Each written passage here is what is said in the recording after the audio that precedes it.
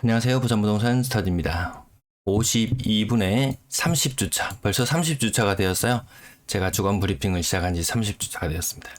부산 전세 매물 전국 탑을 찍다. 부산 전세 매물 전국 탑이에요. 이 상승률, 매물 상승률 보셨죠? 굉장하거든요. 대구 매매 거래량 전국 바닥을 찍다. 조정 대상 지역이 해제되었음에도 불구하고 대선 이후에 반짝 올랐던 거래량이 줄어들다가 다시 살짝 반등하는 모양새를 보이지만 이 반등세가 강하지 않다. 요 두 부분 눈여겨볼 필요가 있을 것 같습니다. 자, 여기 진한 파란색이 부산을 나타냅니다. 진한 파란색이 그간 대구의 분위기가 빨간색 좋지 않았다면 부산 최근에 가파르게 증가하고 있는 것, 이것이 무엇인지 함께 추적해 보도록 하겠습니다. 구독, 좋아요 부탁드릴게요. 안 팔아도 된다는 지방 됩니다. 지방주택 더 사세요. 더 짓고 싶어요. 라는 이 내용을 계속 다뤄드리고 있는데요. 매도 안 해도 된다. 주택 가격 부양을 하기 위한 하나의 정책, 아니면 더 짓고자 하는 욕망의 표출, 오히려 전세 물량이 폭발을 하면서 매매 가격에 영향을 미친답니다. 그리고 지방주택 추가 매수 부담 감소로 매수세 늘리기, 그리고 규제 지역도 해제해주고요. 근데 사실상 매수세가 붙지 않아요. 눈치 보다가 다시 거래량은 바닥을 치는 듯한 모습입니다. 이것이 단순히 지금 현상이 전국적으로 같이 나타나고 있어요. 이 현상, 근래 제가 요 산 모양을 이렇게 나타내 보여드리는데요. 매수 의지수상으로 살펴보면 전국이 같은 흐름으로 가고 있다. 아직도 순환매를 기다리고 부산의 규제 지역이 해제되면 또 서울 사람들이 내려와서 살 것 같나요? 대구가 규제 지역이 해제되었다고 전국에서 몰려와서 사던가요? 그렇지 않더라는 거죠. 순환매를 통한 상승을 이끌던 그런 장세는 끝이 났다. 부동산도 어떤 특정한 유행 같은 것이 있더라고요, 보니까. 지금은 모든 것이 다 똑같아지고 있는 상황이다. 자, 매수 의지수. 자, 조금 축소해 봅니다. 범위를. 부산과 대구 두 지역만 살펴보더라도 흐름이 같아졌다. 흐름이 좀 이렇게 다를 때가 있었어요. 근데 이제는 같은 모습으로 와버렸다. 이렇게 흐름이 상승하는 시기에 흐름이 다를 때는 왔다 갔다, 대구 부산 왔다 갔다 하면서 투자할 수 있었지만 지금은 그러기가 쉽지 않다. 대구의 규제지역 해제되었다고 해서 부산 사람들이 대구에 몰려와서 집을 사나요? 아니잖아요. 부산이 만약에 규제가 해제가 된다면 마찬가지일 거예요. 대구 사람들도 부산 가서 과거에는 샀지만 지금은 사지 않을 거다.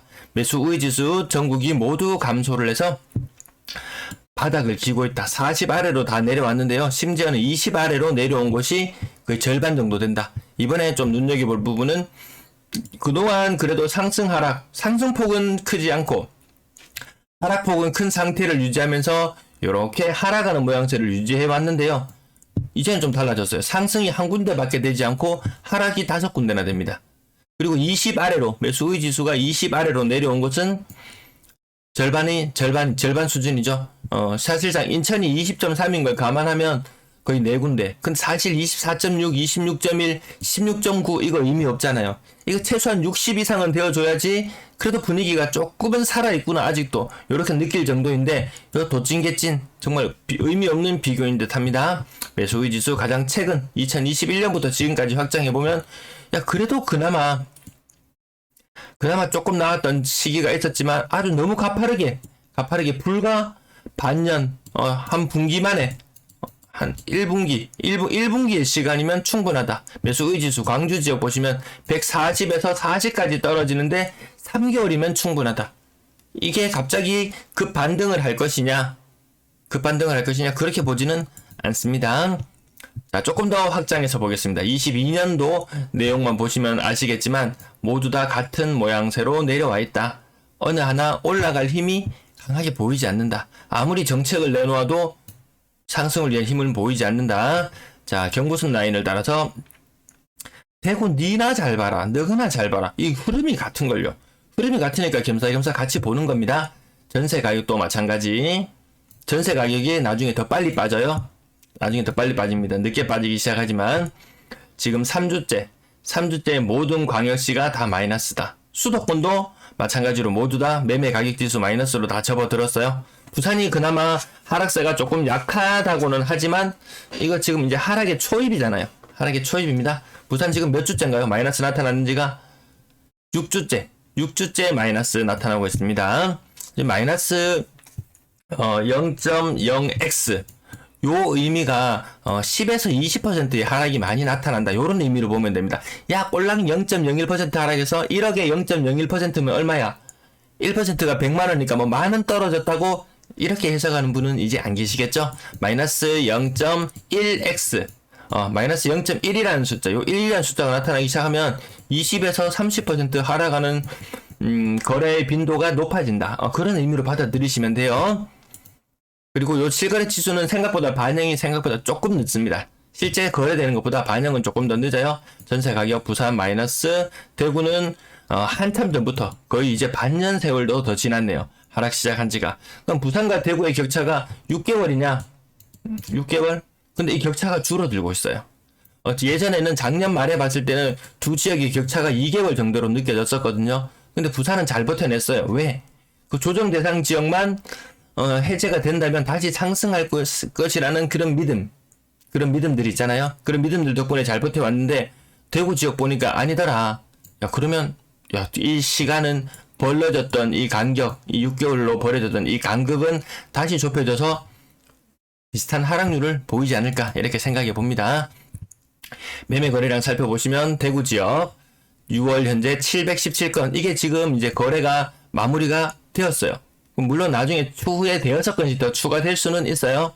근데 이 4월의 거래량을 정점으로 모든 광역시가 거래가 다시 감소하고 있다. 지금 놀랍지 않습니까? 광주 그 1800건까지 거래가 다시 살아났다가 1060건으로 다시 쪼그라들었어요. 근데 인구 대비하면 많잖아요. 대구가 광주의 인구의 거의 2배 정도 가까이 되는 수준인데요. 거래량은 요 정도 수준이에요. 인구 대비로 보정해 보면은 대구가 정말 광주의 반토막, 한 3분의 1토막 정도밖에 안 되는 수준이죠. 그러면 대구와 부산을 비교해 본다면 부산은 그래도 아직까지 거래량 많다. 이거 정말 대구처럼 분위기가 안 좋아지면 거래가 얼마나 더 떨어질지 모릅니다. 사실 이 거래량, 부산의 거래량을 살펴보니까요, 3,000건 이하면은 부산 부동산 시장은 나름의 빙하기라고 판단할 수 있습니다. 대구는 2,000건 이하면 빙하기로 판단하거든요. 어떤 다시 분위기가 반전될 기미가 보이려면 거래량이 3,000건 이상으로 폭발해줘야 되는데 그렇게 해줄 아무런 힘이 없다. 규제지역 온갖 것들을 규제지역을 풀어준들 아니면 부동산 규제를 해제한들 거래량이 살아나지 않더라는 겁니다. 금리의 압박이 너무 강합니다. 금리의 압박, 그리고 물가 상승 등등 거시적인 부분들을 여러 가지 살펴보시면 되실 텐데, 어쨌든 우리는 요 미시적인 입장에서 단순한 요 수치들만 보더라도 분위기가 결코 좋지 않구나 라는 것을 느낄 수 있을 것 같습니다. 매매 거래량 조금 더 확장해서 시간 2021년부터 살펴보시면은 차트상으로 뚜렷하게 보입니다. 4월을 정점으로 다시 모든 지역이 거래가 꺾여 내려가고 있습니다. 이 이후에 대선 이후부터 대선 이전부터 엄청난 기대감을 안고 일시적인 반등은 있었지만 이게 데드캣 바운스가 아닌가 싶을 정도로 거래량은 다시 침체하는 모습으로 보여주고 있습니다. 인구 1000만으로 놓고 비교해봐도 부산 지역 진한 파란색의 흐름 살펴보시면은 거래가 아주 부실하다.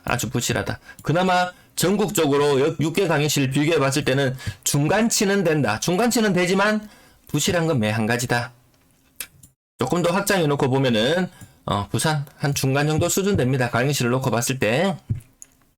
그러면 거래가 빚내서 집사라 시즌2. 근데 빚 많이 내서 집사라 시즌2죠.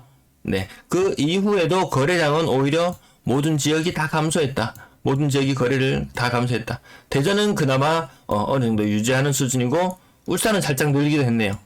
전반적으로 분위기는 좀 안 좋아지고 있다. 이 대선 전과 후에 이 기대감으로 엄청나게 부풀었다가 부산 지역 많을 땐 600건까지도 거래되었어요. 근래 19주차에 22년 19주차에 600건까지도 거래되는 것이 거래량이 다시 반토막 수준으로 내려왔다.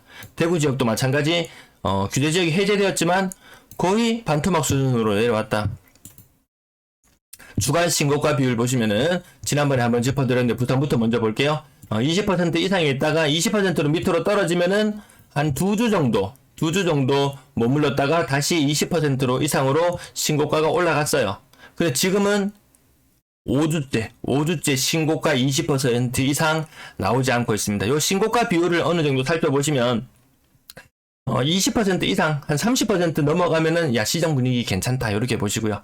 신고가 비율이 20% 이하다? 야, 그러면 확실히 침체네? 요런 느낌 드실 거예요. 신고가 비율이 20% 이하로 떨어지기 시작한 무렵, 요 무렵이 바로 주간 실거래 지수가 음으로 전환된 아마 그 무렵과 거의 비슷할 것으로 보여집니다. 대구는 20% 아래로 내려온 지 정말 한참 지났거든요. 그럼 나중에 추후에 부산의 모습은 어떻게 되느냐? 대구처럼 신고가 비율이 10% 이하로 떨어집니다. 그 10%라는 것의 정체도 무엇이냐? 시장의 분위기가 좋아서 신고가 10%가 나오느냐? 아닙니다. 대형 평형이라든지 이런 것들 있죠. 거래 공백이 상당히 길었던 물건들이 가끔씩 거래가 되면서 신고가로 그렇게 비춰질 뿐, 전체적인 시장 분위기상으로 봤을 때 신고가라고 보기에는 어려운 부분은 있어요. 어쨌든 신고가 비율 단순 요 수치만으로도 하나의 시장의 흐름을 판단할 수 있다는 거죠. 다음에 다시 내가 뭐 부산에 투자를 하고 싶다.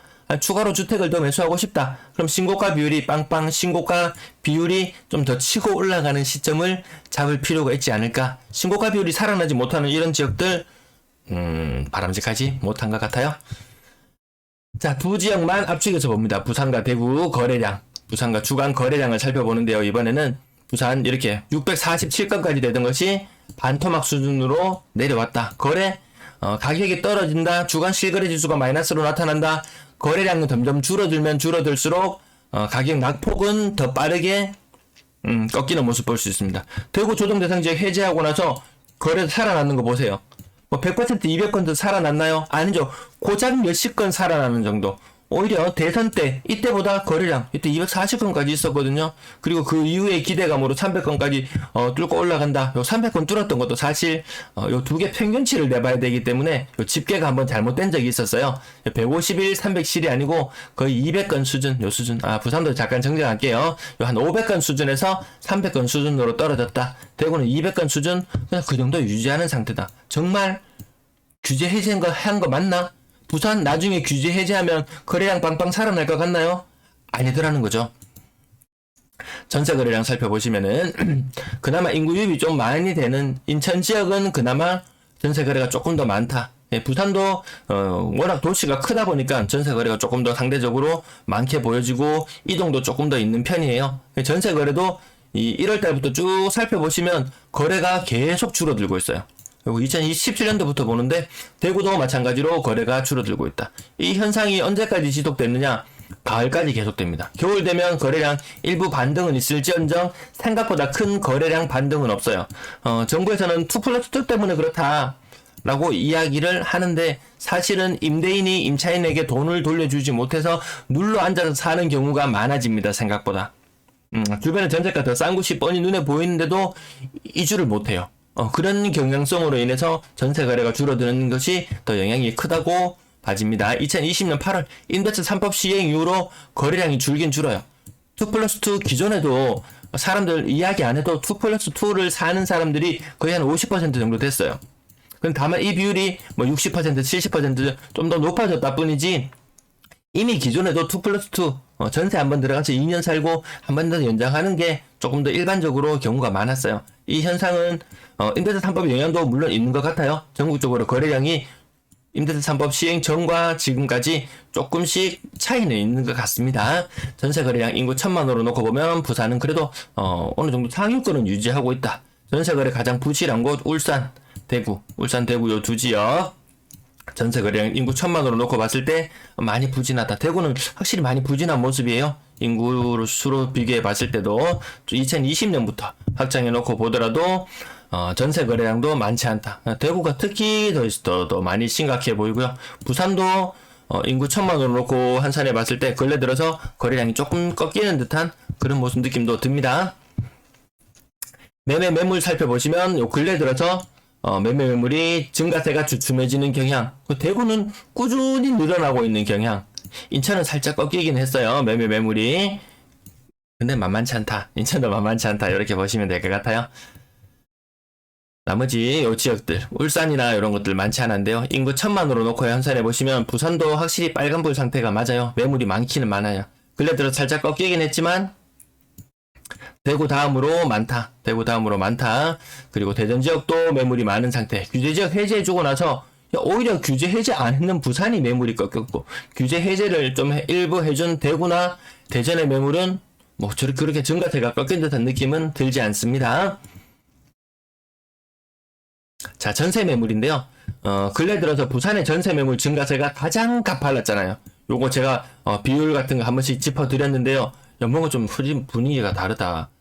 인천이 사실 엄청난 입주 물량을 앞두고 있어서 인천도 이 증가세가 굉장한데요. 인천보다 더 심한 곳이 부산이다. 대구는 전세 매물 증가세는 근래 들어서 주춤해졌어요. 주춤해졌습니다. 전세 매물 부산과 대구 이 두 개만 놓고 단순하게 비교해봐도 대구는 7천에서 대략 9천 정도로 한 2천 개 정도 이렇게 늘었다면 대충 늘었다면 부산은 연초 대비 9천 개에서 지금 13,000개 정도로 한 4천 개 정도 늘어난 거예요. 이 엄청난 증가세지 않습니까, 부산에? 그러면 이 전세 가격은 매매 가격에 반드시 영향을 미치더라고요. 반드시 영향을 미칩니다.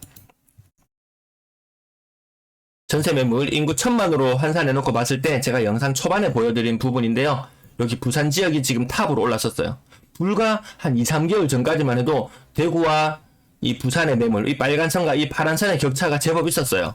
근데 이 격차가 점점 아주 단기간에 줄어들더니만 부산이 지금은 전국 탑 수준으로 전세 매물이 많은 걸로 나타납니다. 그러면 전세가가 어느 정도 빠질 거냐? 생각보다 전세가가 굉장히 많이 빠지는 것을 목격할 겁니다. 대구의 전세 매물이 순간적으로 가파르게 늘어나던 무렵, 이 무렵 있잖아요. 이 무렵에 전세 가격이 굉장히 많이 빠지는 게 느껴졌었거든요. 금리 상승과 같이 맞닥뜨려졌을 때는 엄청난 시너지 효과를 내면서 전세 가격이 떨어졌어요. 근래 들어서 대구의 전세 매물 증가세는 주춤해졌어요. 그게 아주 가파르게 상승하던 것이 아주 완만하게 상승하고 있음에도 불구하고 금리가 가파르게 상승하면서 전세가는 곤두박질 치고 있어요. 입주 물량과 같이 곁들여지는 부분도 있어요. 부산도 하반기에 입주 물량 많다고 제가 파악하고 있거든요. 금리 상승 마찬가지로 가파르게 경험하잖아요.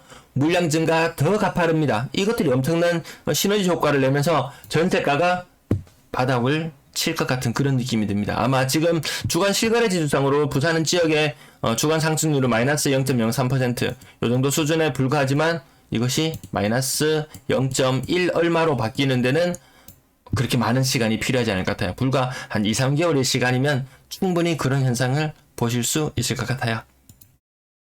부산 가파른 전세가 하락이 우려됩니다. 지금 대구 지역 마이너스 0.16 매매가가 먼저 떨어지기 시작했는데 시간이 지나면 지날수록 전세 가격이 더 빨리 빠지더라. 세종 지역도 살펴보시면 매매 가격이 먼저 많이 빠지기 시작하니까 전세 가격이 굉장히 많이 빠졌죠. 아직 수도권 지역이나 이런 지역은 이제 하락기에 접어든 지 얼마 되지 않았어요.